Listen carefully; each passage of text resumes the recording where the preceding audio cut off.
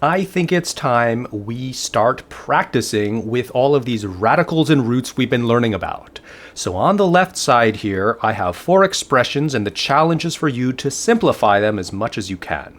On the right, we have 4 more expressions. I want you to try and combine the terms together, see what we get. Okay, so pause the video here, give it a shot, and then come back, we'll do them together.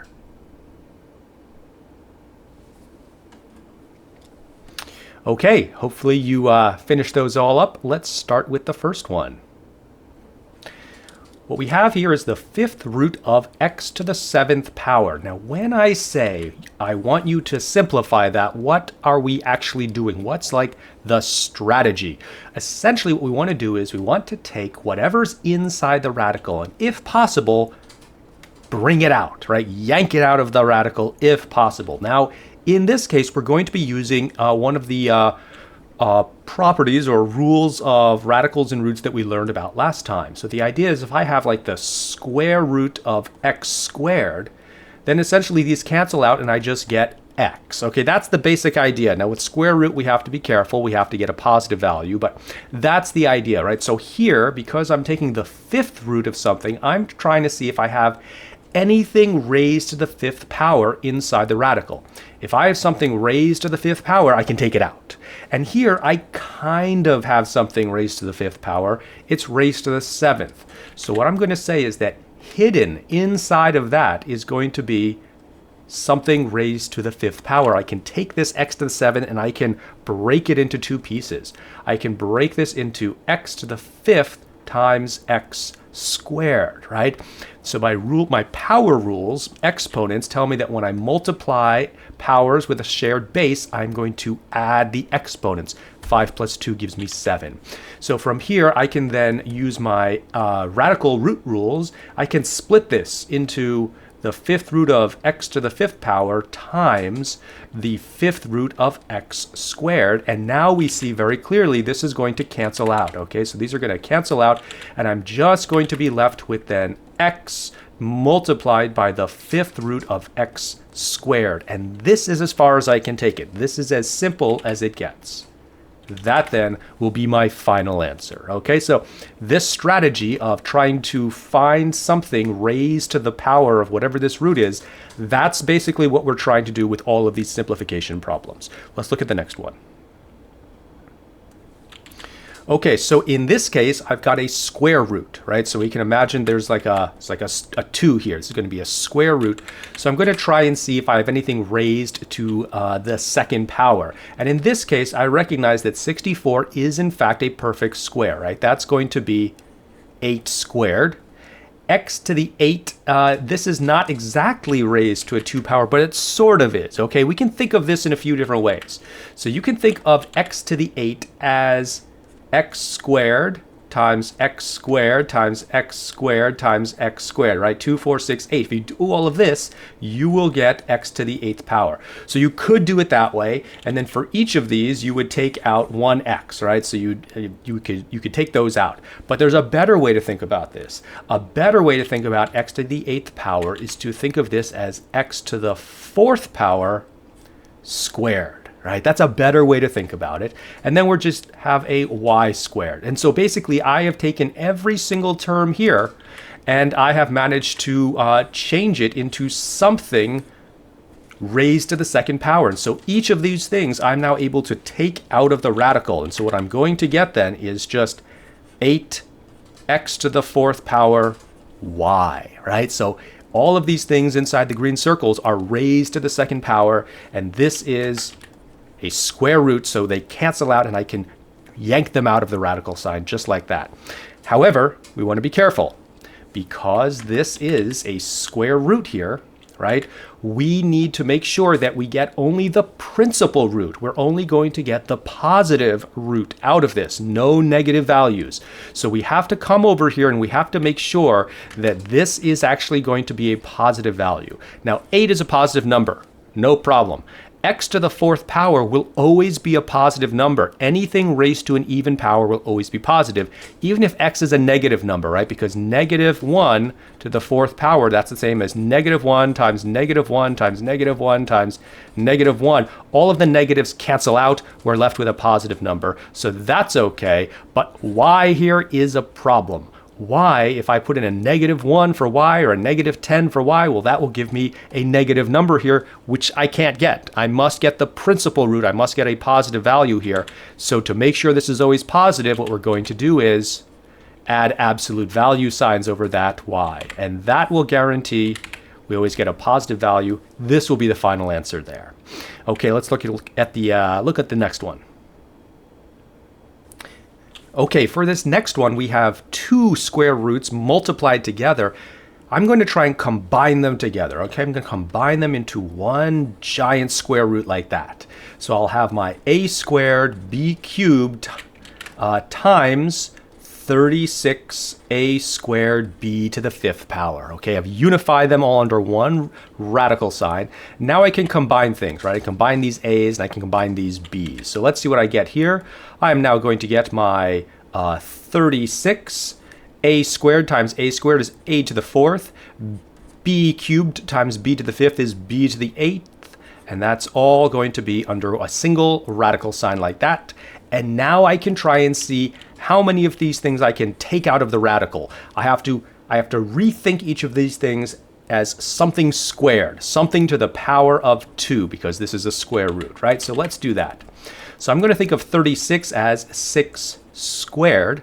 A to the fourth I'll think of as a squared squared, and b to the eighth I'll think of that as b to the fourth squared, all under a square root. And so now each of these things I can take out of the radical. So I will wind up with 6a squared b to the fourth power.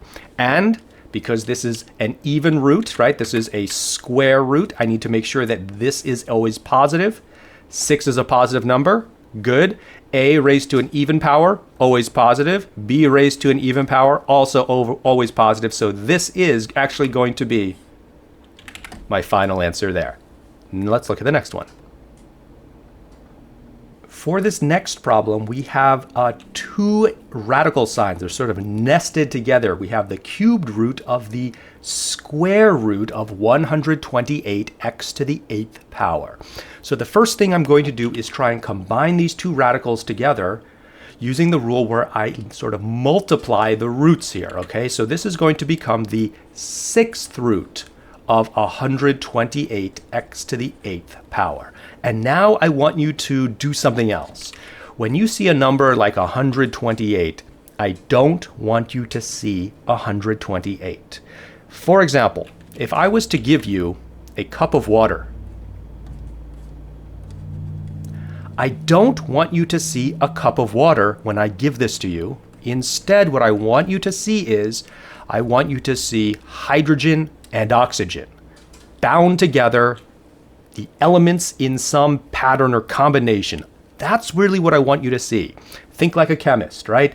Now I want you to think like a mathematician. When you see the number 128, I want you to think of the prime factorization. I want you to think of the elements that combine together in a certain way to give you 128. See the elements, see the prime factors. Now 128 you might recognize as a power of 2. Okay, so if we think of this then, we want to look at the powers of 2. So 2 squared, that's going to be 4. 2 cubed, well, that'll be 4 times 2 is 8. 2 to the fourth power is going to be 8 times 2, that's 16. 2 to the fifth power then becomes 32. 2 to the sixth power is 64, and 2 to the seventh power is 128. So when I write down 128, don't see that. See instead 2 to the seventh power. Okay, that's what I want you to see here. Not the number 128, but the elements bound together. The prime factor 2 multiplied by itself 7 times. Because when I do that, look what I'm able to do here. I can rewrite this as the sixth root of 2 to the seventh power x to the eighth power. The 8th power, right? And now for each of these, hidden inside is something raised to the 6th power. So when I see that as something raised to the 6th power, I can cancel out with the root and yank it out of the radical, right? So I'm going to now rewrite this as the 6th root of 2 to the 6th power times 2 times x to the 6th power times x squared. And now for each of these, I can take them out of the radical because there's something raised to the 6th power. So I'm going to now get 2x multiplied by the 6th root of 2x squared. And now this is going to be almost finished. I need also to pay attention. This is an even root. So an even root, I need to have a principal root coming out. I can only have a positive number. That means x here cannot be negative, and so I need to add some absolute value signs around that x. Once I do that, though, I will be done, and that's my final answer. Okay. Next one.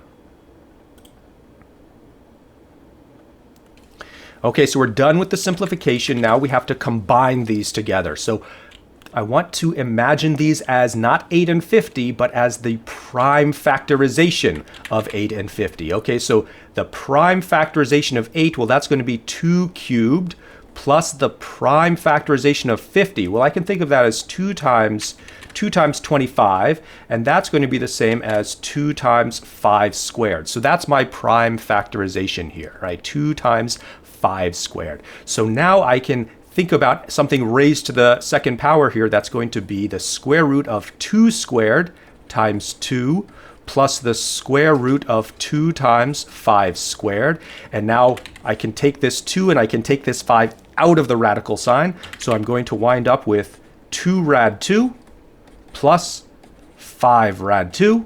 And now I can combine like terms. I'm going to get 7 times the square root of 2, and this then will be the final answer here. Okay, think about the prime factorization of these numbers. Don't see the numbers themselves. All right, this next one shouldn't be too bad. I'm doing some cube roots now. So for this first one, I can think of this as the cubed root of, well, 27 is the same as 3 cubed, so that's good, times x, minus the cubed root of, I'm going to think of this x to the 4th as x cubed times x. And now once again, each of these things that I have cubed, I can take them out of the cube root. So I'm going to get here 3 times the cubed root of x minus x times the cubed root of x. And here, this x is allowed to be negative. I don't need an absolute value here because this is a cube root. I can have negative values with odd powers or odd roots. Okay, so that's okay. So now I just collect this. I can sort of combine these together, or you can imagine I'm essentially factoring out the cube root of x. I will then get a 3 minus x all multiplied by the cubed root of x, and this then will be my final answer. Let's look at the next one. Okay, so for this one, I am going to try and factor something out inside the radical here. I'm going to try and factor out this 81. So if I do that, I will get the square root of 81 times x cubed plus y. And I recognize this 81 is a perfect square. This is 9 squared, so I'm going to take out essentially a 9 here. I'm going to get then 9 times the square root of x cubed plus y. Okay, now here you might be tempted to try and take this square root and split it into 2 square roots, right? Maybe thinking I can make this into sort of a 9 times square root of x cubed plus the square root of y, and then maybe I could take an x squared times x, take an x out of this, do something like that. Actually, no, we cannot do this. This is not allowed, okay? Why? Because the only way you can split up a root like this if they're multiplied together, okay? So if, let's do a hypothetical here. Let's say we had the square root of x cubed times y. This we could split up into the square root of x cubed multiplied by the square root of y. but you can't do it when you have addition or subtraction of terms. Let me give you an example. Let's say we have 25, the square root of 25, okay? So does this, what does this equal? Well, this equals 5, okay? We know this equals 5. But can we split this apart? Could we imagine this as equal to the square root of 25? We can say is 16 plus 9, right? So if I tried to split this apart, I would get radical 16 plus radical 9, and that would be then 4 plus 3, which is 7. But I know the square root of 5 should be 5, right? So this does not work. This here does not work. I can't do any of that. I can only split up a radical when the terms are multiplied together, not when they are added together. So that means that this answer here, that is my final answer. That is simple as I can get. Let's do the next one. For our final problem here, I want to start out by thinking about these numbers as not the numbers they are, but the elements they're made of, their prime factorization, okay? So let me do that first. So I'm going to have here 2 times the square root of, well, 27 is really 3 cubed. And then we have x, y to the 5th power, and then here we're going to have 10 times the square root of 12. Well, 12 is 3 times 4, and 4 is 2 squared, so this is 2 squared times 3, x cubed, y cubed, okay? So that's going to help me a lot. I see everything in terms of like their powers. Now I want to split everything out and show what is raised to the 2nd power, because this is all the square roots. So I'm looking for something squared. So I'm going to have here 2 times the square root of, I'm going to write this as 3 squared times 3 times x times, I'm going to write this as, well, I can think of that as essentially y to the 4th power times y, but y to the 4th power, I'm going to think of that as y squared squared, okay? So that's what's raised to the 2nd power. Now for this second term, I'm going to have 10 multiplied by some square root. So I've already have 2 squared, that's good, times 3. X cubed will be x squared times x. Y cubed will be y squared times y. And so now we can identify all of the terms that I can bring out of the radical sign. Those are all of the terms that are squared, all of these terms here. So let's do that. I'm going to get 2 times 3 times y squared multiplied by whatever's remaining, 3xy, right? So 3xy. Here I'm going to have 10 times 2 times x times y, again multiplied by 3xy, whatever is remaining. Let me simplify this a little bit. I get now 6y squared radical 3xy plus 20xy radical 3xy, and now I can combine like terms again, or you could think about sort of factoring out a root 3xy. I'm going to get 6y squared plus 20xy, all multiplied by the square root of 3xy. And I'm actually almost done. There's just one last thing we have to be mindful of, and since this was a square root up here, we want to make sure we only get the positive principal root out of this, no negative numbers. So when I factored everything out here, let's say I get a 6y squared. Well, 6 is positive. Y to an even power is always going to be positive. That's good. 20 is positive, but x and y here, that's a problem. X or y could be negative. That would make this negative. I can't have that. So what I have to add is some absolute value signs around all of these xy's, and that should do it. That will guarantee I'm getting the principal root out. That'll be my final answer. Okay, so hopefully you were able to follow how we did all of that and you got the same answers yourself. You want to be a little bit careful when taking something out of an even root that you only get the principal root. You might need to take an absolute value. It's easy to forget that. I almost forgot that on the last one. The main strategy here is, of course, if you have something to an nth root, you want to find something raised to that nth power, and then you can take it out of the radical. That's sort of the key. The other key is don't see integers for just the number they are. Think of them as the prime factorization. What are the elements combined together that create that integer? That will help you quite a lot. Come back for our next lesson where we talk about rational exponents, right? So far, all of these exponents have been integers. They can be rational numbers. They can be fractions. Let's see what that means next time. I'll see you there.